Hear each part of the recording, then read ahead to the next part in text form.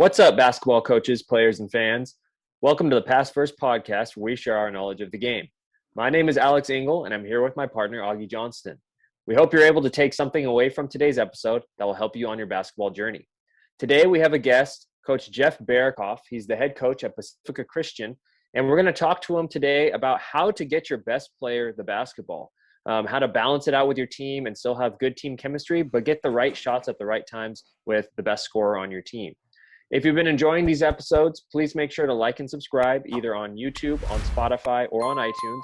Or you can check us out on Twitter and Instagram, which we'll have posted at the bottom of the page here if you're following us on YouTube. So without further ado, let's get right into today's episode.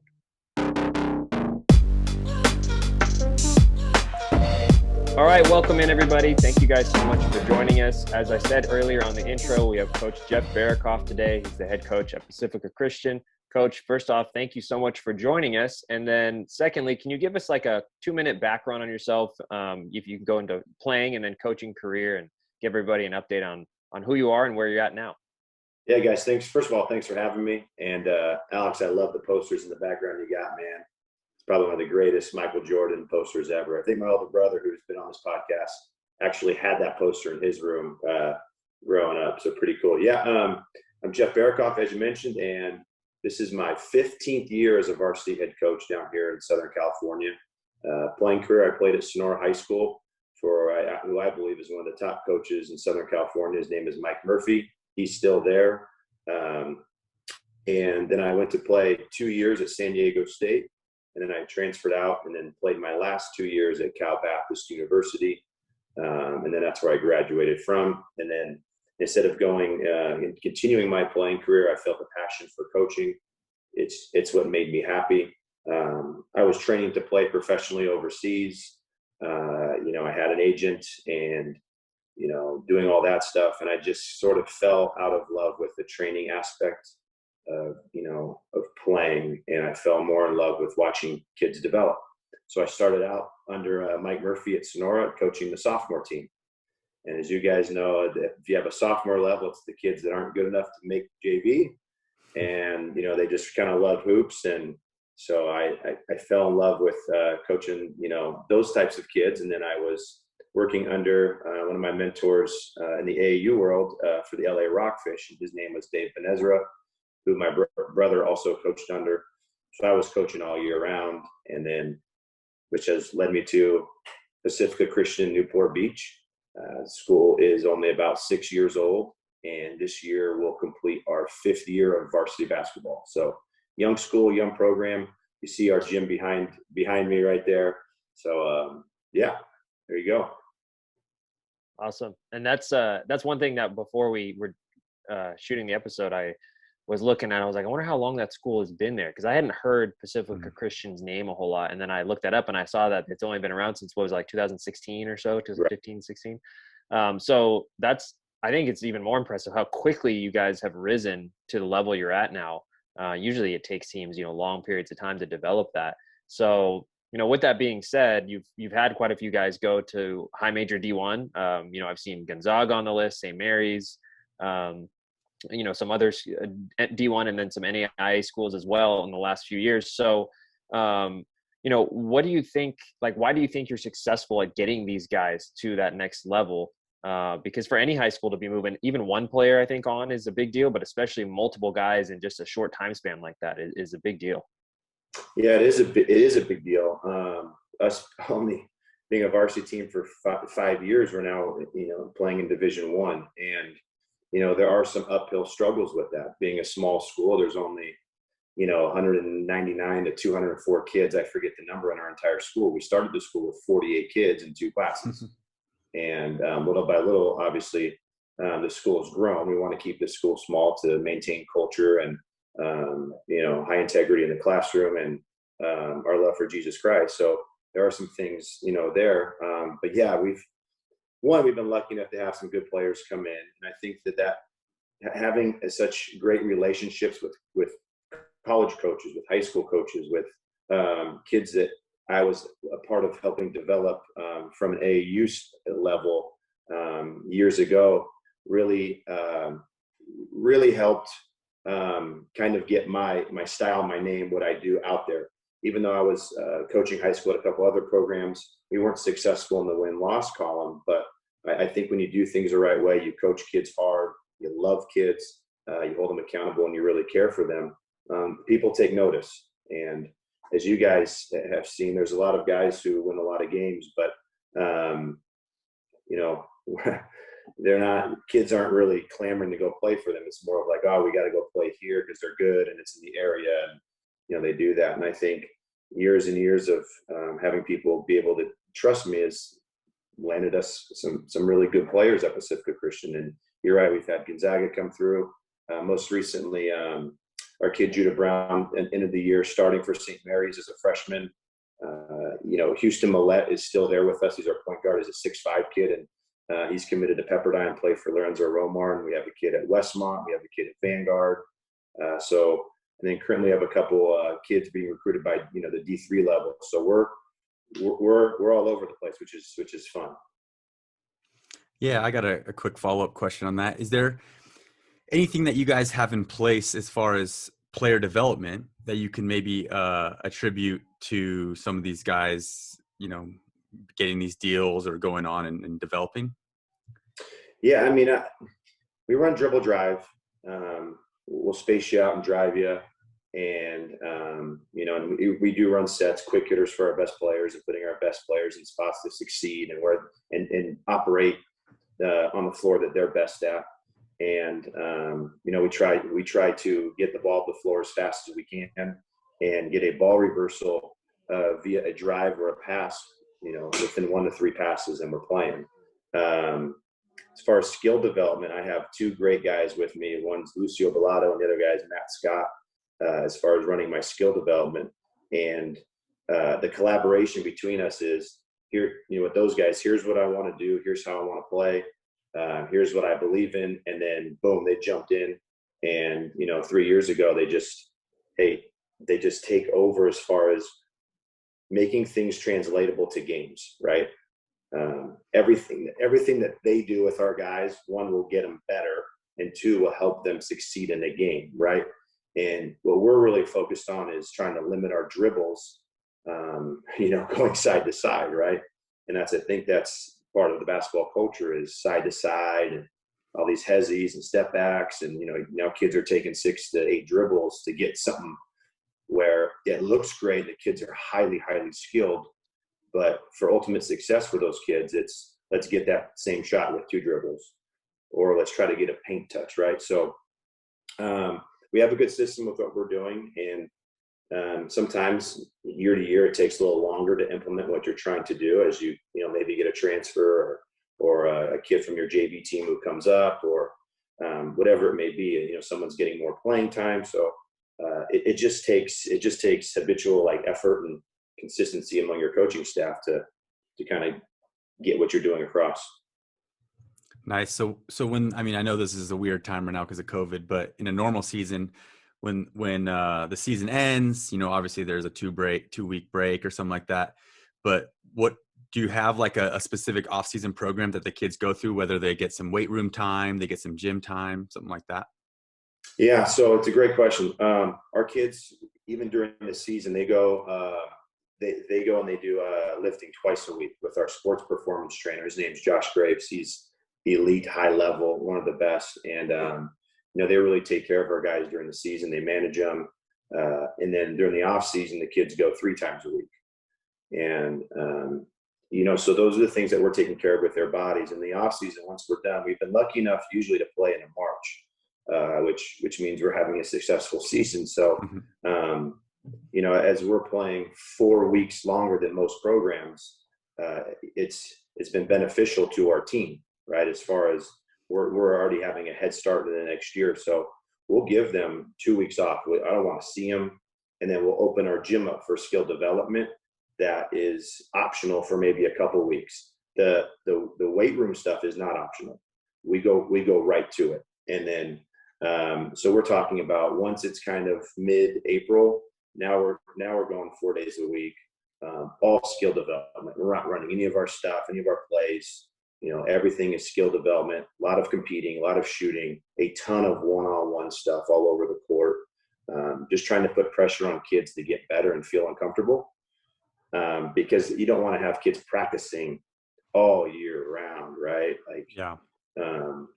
They want to get their skill development in, and plus they're with their AU programs in the spring normally, right? And I think it's beneficial for kids to get coached by multiple people, even if maybe a coach is a bad coach or whatever it is. That doesn't bother me, because kids can learn something from any situation and any coach, whether they're incredible, average, or below average. So then once we go in the spring or right into the summer, like most high school programs are, June's heavy for us. We're going every day, whether we're in a team camp, we're playing. Mornings is practice, afternoons is weightlifting, and then we have a third time optional gyms open for guys that come in and shoot, work on their game. My coaches are there all the time.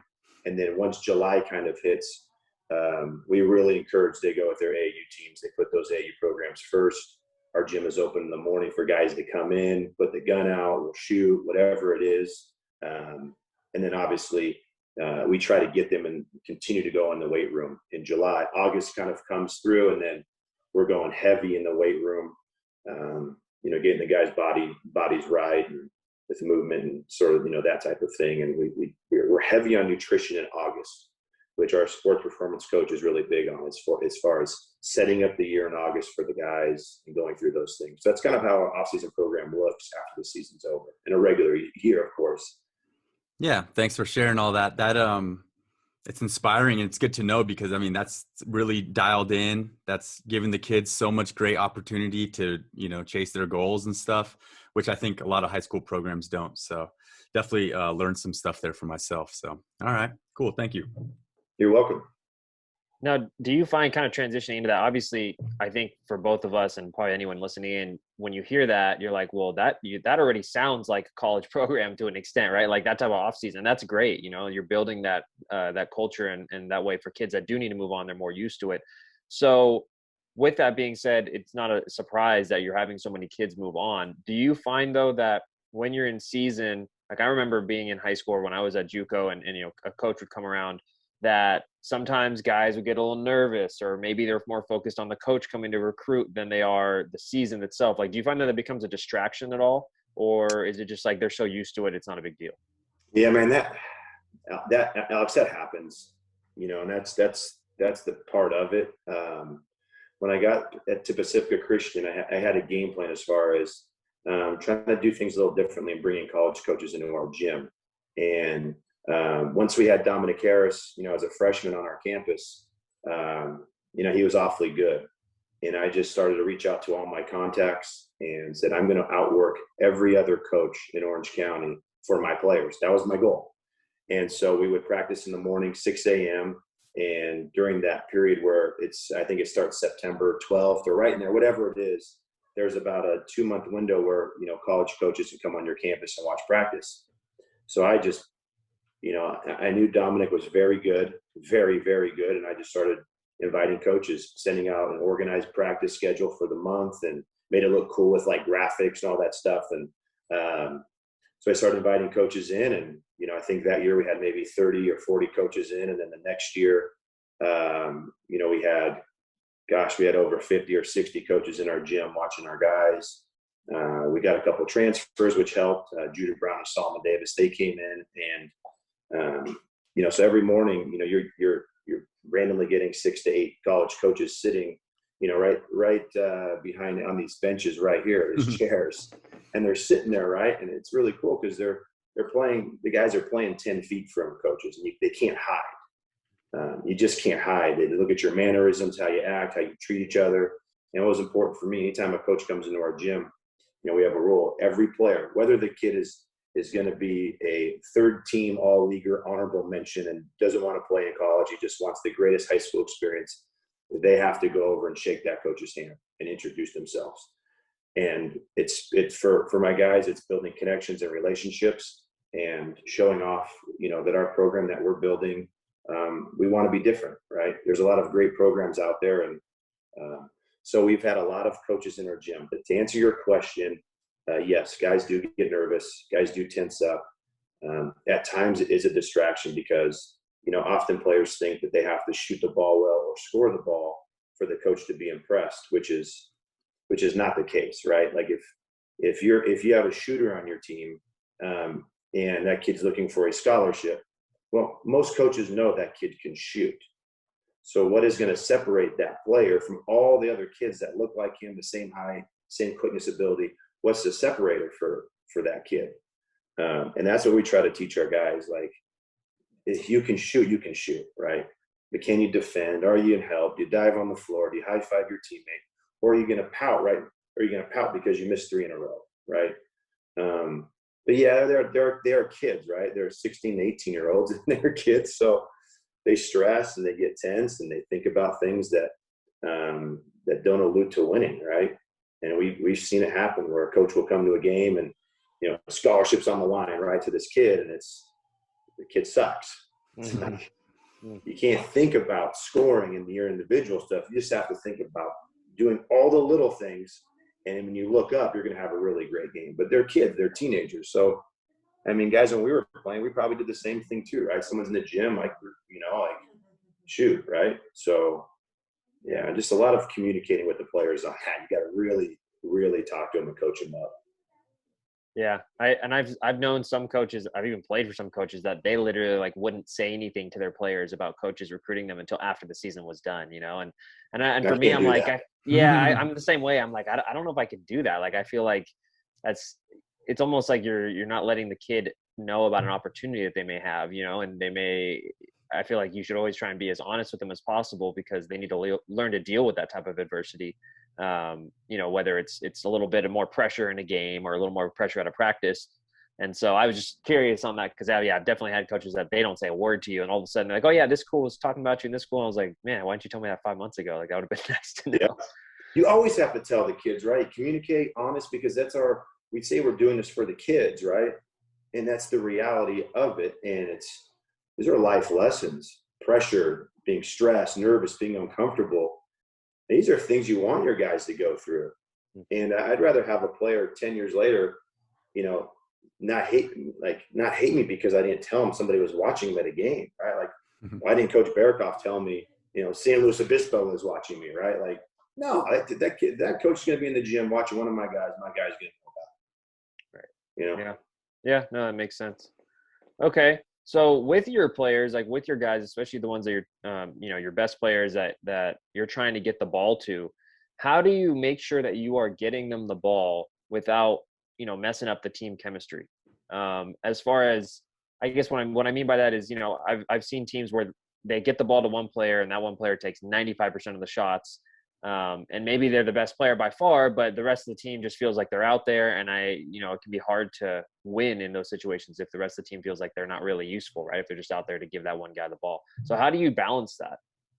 That's hard, right? Because you have to deal with kids' emotions, and you're dealing with parents, and you're dealing with all sorts of things. The random uncle that's on Twitter, right? There's so many things that, you know, go into play with that. One, you have to be honest with your players. And you have to be consistent with your honesty, right? You shouldn't be talking in a kid's ear, telling him how great he is, but then in the game, when the game time comes, you run no plays for him, right? So it's important that you're honest and you communicate those things, right? And you better have enough drills and practice that they're competing enough to where they know who the dude or dudes are. That you have to give kids an opportunity to fail instead of, you know, hiding those moments from them. So if, you know, kids are always getting, you know, threaded in practice by the dude, well, yeah, the dude's going to get shots, but you have to give those kids an opportunity to understand that up close and personal instead of really trying to cater to everybody's emotions on it, right?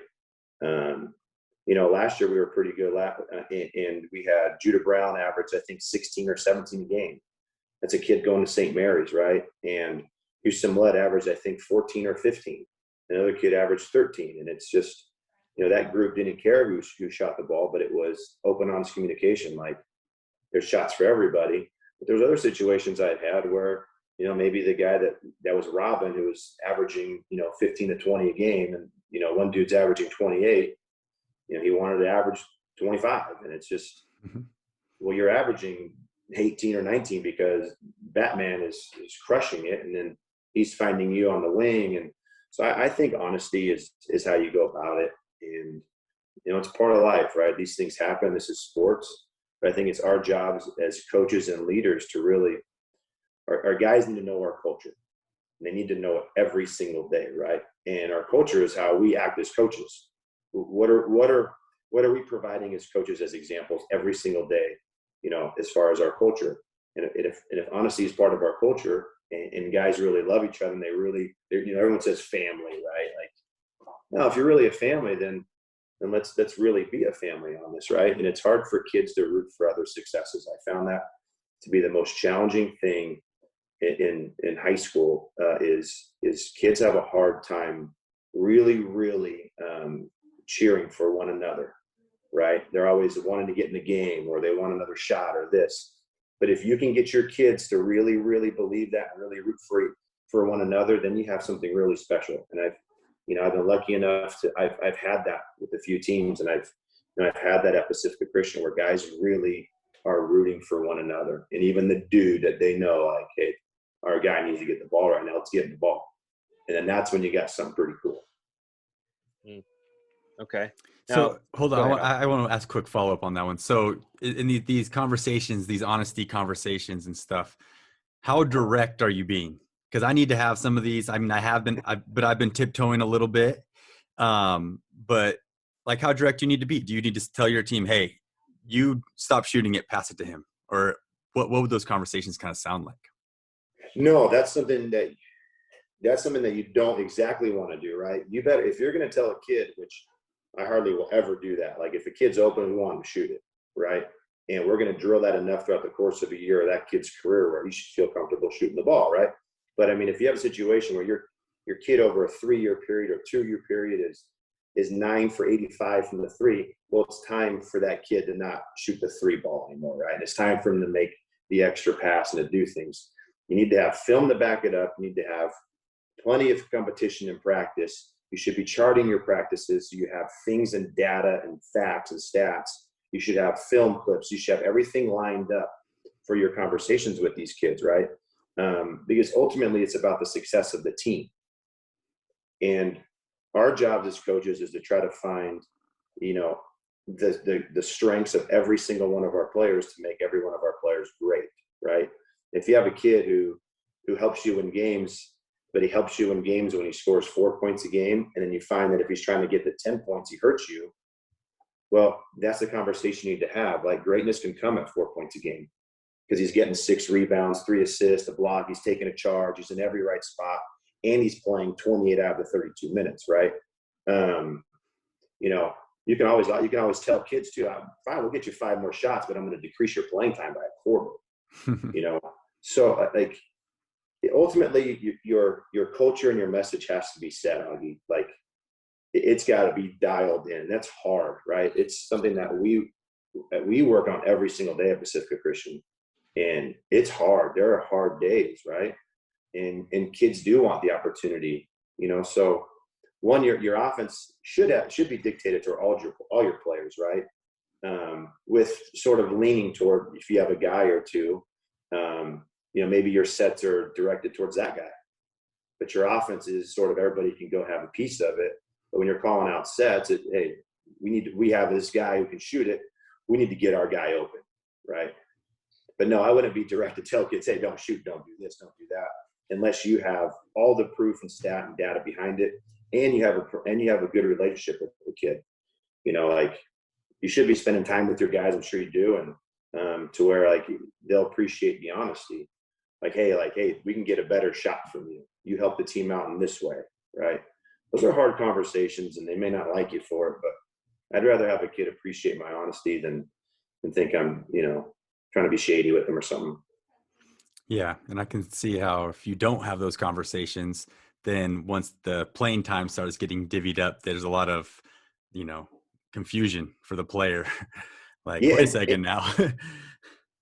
Yeah, and you better be able to yell at your best player for taking a bad shot. I mean, I have guys that are studs, that they take terrible shots, and I make sure everybody knows it. Like, it's not a good shot, right? Like, our struggle this year is we're trying to, get to 3 or 4 passes. Like, every one of our guys just believes, right? They can make it. They can make the play, which is great. I love it. I mean, the confidence is high, but when you're geeked up on too much mojo, it's like, yeah, I know you believe you can take this shot right here, but this is off of one pitch, right? Let's get a paint touch and kick it to the other side of the floor and see what can happen. So like, those are just things that you go through. Cool. Thanks. When you get to like late game situations, I know there's kind of two different philosophies on this. Are you a big believer that like I need my best players to take that shot, even if it's not necessarily always the best shot? Or are you more of a believer of let's just get whatever the best open look is, even if it's, the fifth man out of the five on the floor? I can live with that because it's a high percentage shot. Well, we want to get the ball to our best player. It doesn't mean he's got to take the shot, but we want the ball in his hands. But that depends on what your best player is, right? Do you have a Haas inside? Do you have like an undersized post that can face you up at the elbow, that's thick, whatever it may be, and can score in there? Is it a shooter who can't dribble, or is it a guy that does it all, right? He can handle the ball and he can do stuff. So it depends on your guy, right? But I always say I want my dude touching the ball. Yeah. And if you're lucky enough to have a couple guys, and I've had a couple guys before, you want something going to a couple of your guys, whether one guy is going to be, running through as a decoy, and then, whatever it may be. You want your guys with the ball when it's all said and done, right? So that's kind of my belief on it. But that's going to dictate towards, like I said, who's your guy. Right. Yeah, I got something to add to that because that just reminded me of a cool situation. Does anybody remember the name of the coach at Clovis West? It's the guy who invented dribble drive. Wahlberg. Yep. Wahlberg. So it was it was a summer tournament, and there was a game, and it was one of those situations where you get the defensive rebound, there's 10 seconds left. Do you call timeout or do you just let them play? And that situation happened. I can't remember what happened with it. And then I heard an assistant coach ask him, what do we do on this? And he said, if your best player gets the rebound or gets an outlet, then you let him play. If he doesn't have the ball, then you just simply call timeout and get him the ball. And it just kind of reminded me of what you said right there. And it makes a lot of sense. Yeah. I like letting them play. Yeah. My brother and I have the same approach on it, is play it out. I always, and there's so many ways to skin the cat, and you know how it is. You call a timeout or you don't. Whatever works is like the right way to do it, right? So yeah, I always let them play. I always say if you can get a defense running back, there's a chance there's a miscommunication. There's a chance a kid trips or falls over, whatever it may be, right? You call that timeout. Now the other coach, you're giving him some power to, hey, if they're zoning, okay, and now they're in a man, or and how many timeouts do you have left? You call the timeout, you set up the man stuff, and they come out in a 1-3-1. And are you prepared with your 1-3 stuff on the fly, right? There's so many things. So I just let them play. Something good usually happens, and especially if you have a good player and you have some guys you trust, like a good guard or two, like something good, you're going to get a decent shot, right? Yeah, no, I think both philosophies are right in their own regard, but I just thought that was an interesting concept because that's something that I never thought about enough, I guess. Yeah. And that is trending, I think, more recently. Like I've seen a lot of coaches talk about kind of what you just said, Jeff, about how like if a team's running back on D, they're not able to set up. And so even though it feels like as a coach you have no control, like the odds are more in your favor because, if your players know what they're doing, they should be able to handle it on their own. Because it's not like we're calling timeouts every time they go up and down the court anyways. But yeah, I just thought that I've heard that actually quite a bit. So it's not just you and your brother. I think you guys are probably on the right side there. And I think the timeout is more of like an old school style because coaches for such a long time were just like they had ultimate control of every little thing.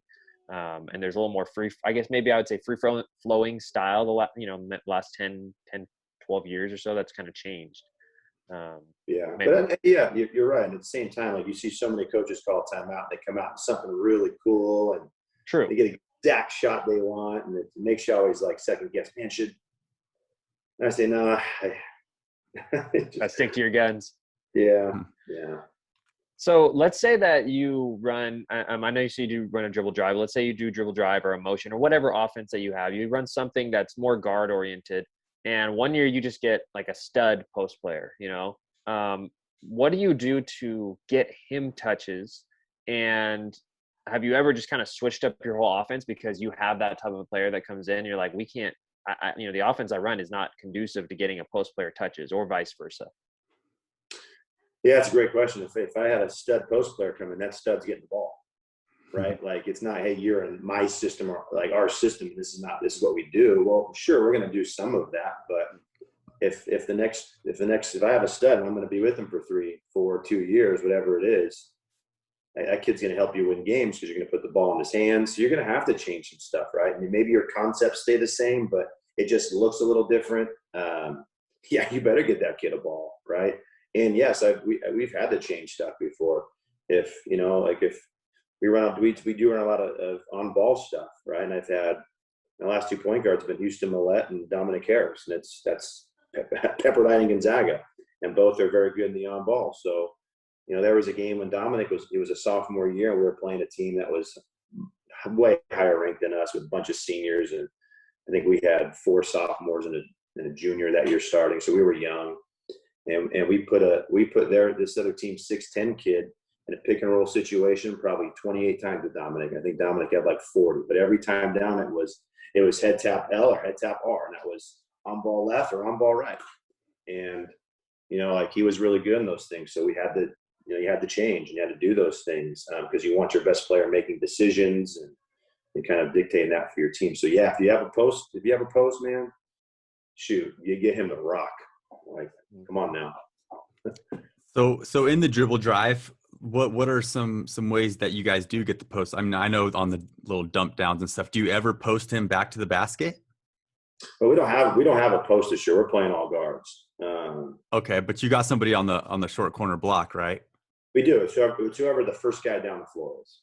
Nice. Because we're trying to get up the floor, just first guy down. And then this year we changed it to where like that guy, if he needs to, he can pop to the corner if that wing kind of pops up and it kind of turns into 5 out. We're not very good at it right now. As you guys know, in dribble drive, you need games, and kids need to figure it out. And I have of my 11 guys on my team this year, I have 3 returners. And, so everyone's either a transfer or off the JV team. And so it's just a little different. But, yeah, I mean, there's so many cool ways to get, your post the ball if you're going to run dribble drive, right? I mean, you could do a simple dribble, to the wing, pitch it, kick back to the point that went to the corner and then dump down, right? Or you can overload a side and bring that wing and flash into the high post. And now you're trying to throw it over the top on the, if your guy's sealing it or if he's getting fronted. So you could do so many like cool things. Plus dribble drive can turn into a high-low multiple times, right? If you can just run your action and on the third pass, you can then dive the opposite wing up wherever you want, right? You could even throw the slot guy in there or the guy in the corner, have him come up, and now all of a sudden you're in a high-low, and then there's so many cool ways to do that. I've never seen the high-low, but okay, cool. Yeah, I love that. Those seem a little bit more random as far, or are those calls if you're going to go inside? I would make them calls. If you had a good big. Whatever you call your dribble drive offense, what you call apple or orange or 22, it would just be like you call it 22 high, right? And you're running your stuff, and then whatever it is you want to do, right? Like then your action gets to whatever it is to get the guy in the post, right? So you can mask it so it starts out as your dribble drive, and then it kind of turns into like a quick little hitter for your post. Cool. Yeah. Nice. Now, are there ways? Because a lot of times when people think about, getting the ball to a certain guy, they think of set plays, running a specific set so that they're coming off in a certain fashion. Are there ways that you can manufacture touches without running sets? That like, do you have anything in your offense that, I guess it's kind of just like what you just said. Do you have a specific call for it? Is that what what you would kind of do there? Yeah, we have our basic dribble drive offense, which we have a call for it that we do, and so yes, that's a way of, hey, now kids are playing, they're doing all the stuff you're doing 4-on-4 and 5-on-5 in practice. They're doing it out of flow, right? And then all of your stuff, you have little calls, whether you're trying to get a 3 ball and 2 passes, you got a little quick flare or something's going on, right? You have we call them X cuts and 0 cuts. 0 cuts are when you cut off of no passes. So your lead ball handler comes up the floor, 0 cut, the guy just runs through, just your basic dribble drive stuff, we'll call the zero cut. The X cut is just if it goes guard to guard and that guy cuts, right, and rips through. And then there's so many things, like there's handoffs. If you want to get a handoff to a ball reversal, to your point that handed it off coming through all the way to the other side to a DHO from your post guy coming up the opposite side, and there's that stuff. So those are the calls we make. And like guys, like we've been really good at that stuff the past 2 years, and this year, like our kids just haven't had enough time to rep it, in games. It's practice and games are different, right? Like we do a ton of 5-on-5 in practice, but it's still like once you're in the game, that defense may be playing pack line, or they're denying, or they're doing so many different things that you can't simulate with just practice, right? And if your team only has 9, 10, or 11 guys, it makes it difficult sometimes, right? So, especially with dribble drive, you need games. Kids need games to figure out like how to play, right? If you're running your dribble drive and you're doing it 45 different games in the summer, your kids at some point, Alex, will get it. They'll understand the read. They'll understand when that back cut, he dribbles that, boom, the back cut happens. They'll understand all that stuff, right? They just need the games on it, because the reps will give them the habit. The game will get them the experience to, okay, boom, there's the overplay. There it is, right? Right. Yeah. I mean, I've seen so many times where you rep something and 5-on-0, it looks great, or even, in practice, it looks great. But then all of a sudden you get into live situations and it's like everybody forgets everything that they're supposed to be doing, and that can be frustrating. And for me, like with the program I'm at now, I just took over. This is my second year. So especially now, like I was thinking first year, get it started, second year, let's really build on it. And this year with COVID has really slowed down my ability to build on that. So I've noticed that some habits have stuck from the previous season, but some things have just completely gone out the door, and I'm trying to rebuild those things. I'm sure Augie, you probably experienced the same thing. And I think that is one nice thing. If you've been at the same school for a long time and you've really, implemented that and you have it dug in there, the kids know it, because it's almost like you said, part of the culture of the program. They know this is what you're supposed to do, and sure, they still need to work on it, but it makes it a little easier for a coach that's been at a school for a while. No doubt. And I got a little bit of a follow-up question on that. So as far as what you've been running, the dribble drive and stuff, and you said you've been coaching for 15 years now, correct? I think this is my 15th year, 14 or 15 right in there. Yeah. So if you could help us out a little bit maybe and go back to the early days. I'm in my third year. How long did it take you to say, all right, this is what I know my program is going to be running. I got my freshman team with it, my JV team, my varsity team. It's pretty much in line playbook here. Like, how long did that take you? Like 11 years. And only because the different programs I coached, we had different types of players.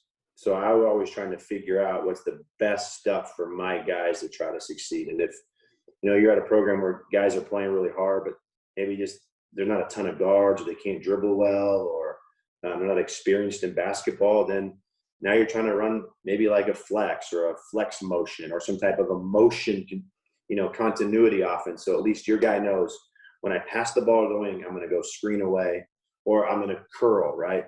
Because, if you have guys that aren't AAU guys and have played a ton, they get to high school and they go through the program, now you're at a disadvantage because there's a lot more talent that you're going against. So you're trying to get those kids into less situations that get them in trouble, right? And the better players that I've gotten, and the offense expands, and I've been able to have just a lot of good guards come to our high school, a lot of athletes and wings, and I saw the direction, the type of player that wants to play at Pacifica Christian, and it's it just sort of fit, right?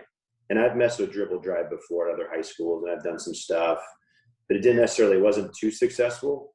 So I would be running a motion or a continuity motion, and I have a flex motion where you're trying to screen guys to get open, and not your standard 2-guard flex, but 3 out, 5 out flex, right? And Augie, I can show you that later too if you want that. But I got that from my coach at Sonora. So it just depends on the type of kid you have coming in. And at a public school, that every year it's different, right? Like you may have freshman tryouts and a 6'10" kid walks in the door. shoot, there goes your 5 out. So, or you could, I've been in situations where we have no point guards, zero, not one guy that can bring the ball up and enter an offense. Now you got to train a kid to do that. So are you going to, every single time down the floor, you have to call a high screen at the half court line because every team is pressuring you, right? So you have a high screen at the half court line or whatever to release pressure. And now you got to pass the ball 7 to 15 times because you're hoping there's a defensive breakdown, and you don't want to give the other team possessions because the more possessions they have, the more mistakes you're going to make because your kids just aren't as good, right? So that's the fun part about high school basketball, right? Like sometimes your freshman class comes in and will tell you what you're going to be doing. Yeah, so I appreciate that. Sometimes as a new coach, you feel like you're going a little crazy trying to like put in new stuff and then it doesn't work, and then you're like, do I scrap it? But on this, I got this from a team I played on. It was our best play. Why isn't it working? And then you scrap it and then you try to get something new. So it's good to know that you're always evolving, I guess. Although I think I am set now for at least a year. I don't want to change my playbook too much next. Yeah. Okay. Well, Coach, I think we're about ready to wrap this thing up. So thank you so much for joining us today. Og, you got any last thoughts that you wanted to throw in there? No. I think it went good. I appreciate all the info. I learned a lot. Yeah. Thanks for having me, guys. This was fun, man. Yeah, definitely. And thanks again for joining us, Coach. And for anybody else that is watching right now, thank you as well. If you're watching on YouTube, you can subscribe and follow us there. Or if you're listening on iTunes or Spotify, you can subscribe there as well. We do come out with a new episode once a week, and we hope to see you guys in the next one. Peace.